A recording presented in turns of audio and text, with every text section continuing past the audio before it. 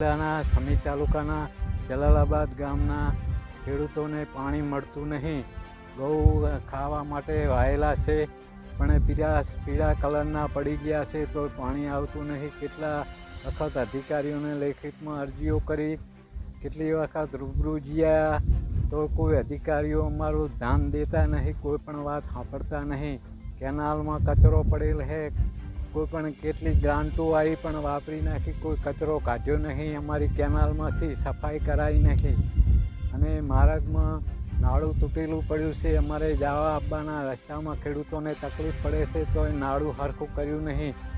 આવી મોટી બધી તકલીફો પડી. કેટલી વાર રજૂઆતો કરવા છતાં પણ કોઈ અધિકારીઓ ધ્યાન લેતા નહીં અમારા ખેડૂતોનું.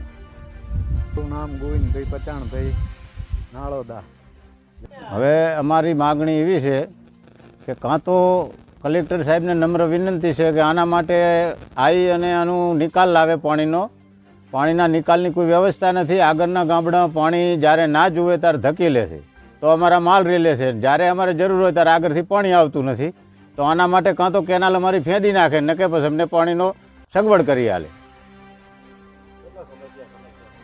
સમસ્યા અમારે હજુ આવ્યું જ નથી. પાણી અમે જલાલાબાદમાં પાણી ભર્યું જ નથી. આટલા વર્ષોથી કેનાલ બની છે, અમે પાણી હજુ જોયું જ નથી. ગુજરવાડા રોડ વટીને પાણી હજુ અમારી શેમમાં આવ્યું જ નથી.